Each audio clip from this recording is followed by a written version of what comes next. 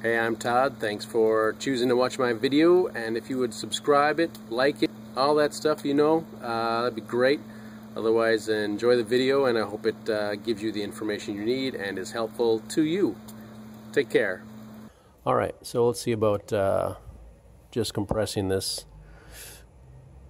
I've never done it before. We'll see how it goes. We're going to use a special tool to turn this in. See if we can do it that way. So we've got this tool kit, has little nubs on it, fit in the slots on the piston, and then we're just going to go about turning this and turning the piston and making it go in. That's the plan.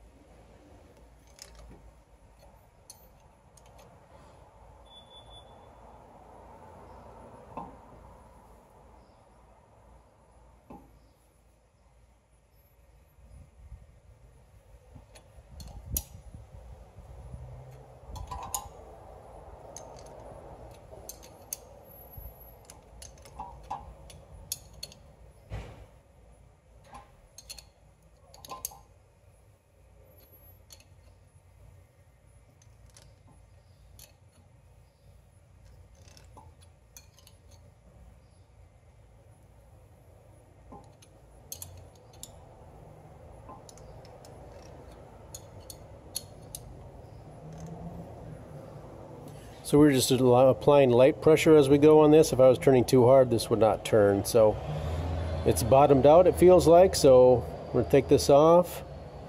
But then we're going to line up those two little indentations and make sure they're perpendicular.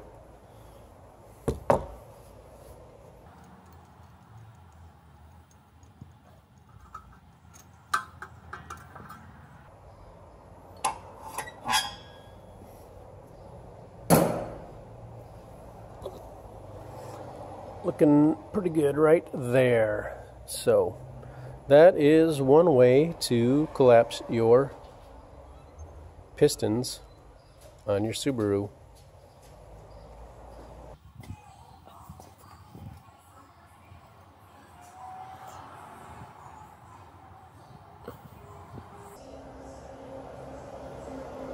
Using a 5mm Allen wrench, take out the two screws for the emergency brake. Keys off out of the ignition. Emergency brake is not on. We know the emergency brake is not on because the wheel turns.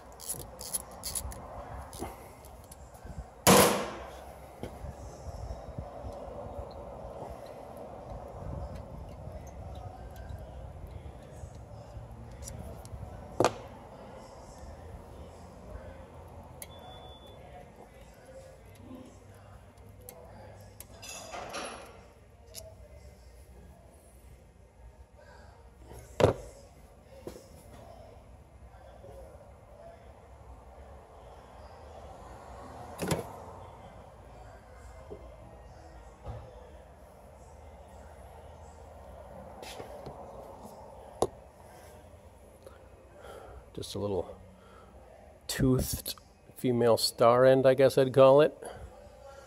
And there's the other end. They want you to reuse the O-ring, but it feels pretty darn nice on here. I might just wipe it down. Maybe a little silicone on it is all. So I'm going to turn this counterclockwise, they say, to draw in the emergency brake, the piston assembly. Alright, so I'm going to use a screwdriver. Use a screwdriver in here to try and collapse the piston while I'm turning it counterclockwise.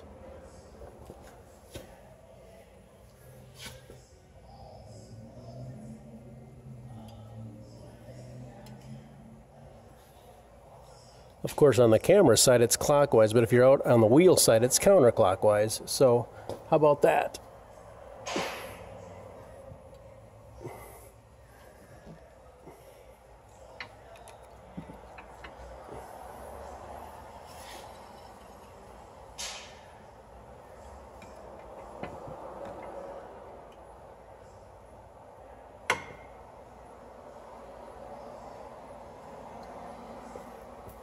So I went until it stopped, and then I collapsed the piston with my screwdriver, because this just stopped, and I'm going to re-lubricate that. So there we go.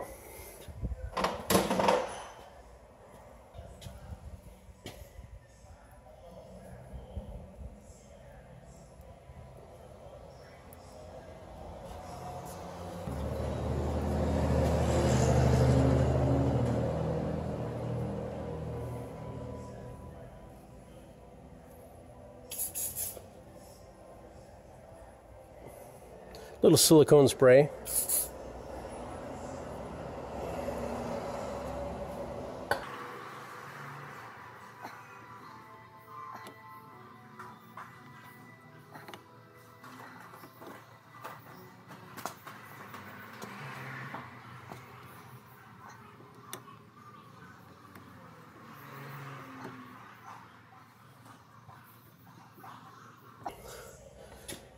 Boom.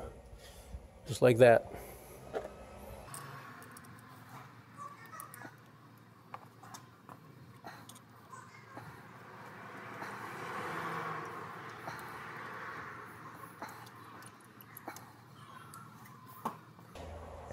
I can torque those two bolts down to 5.9 foot-pounds. So not very tight.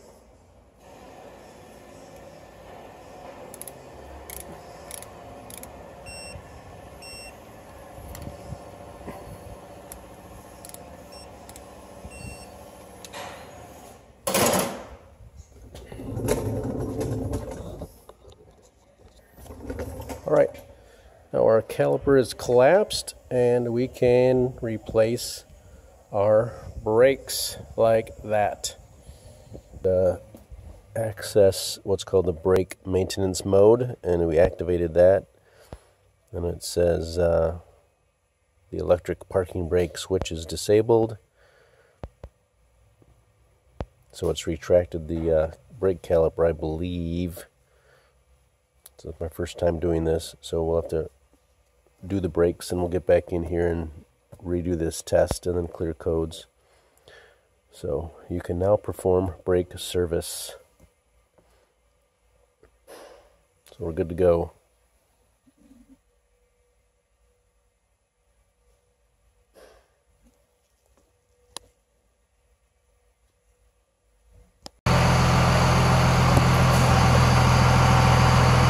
Oh.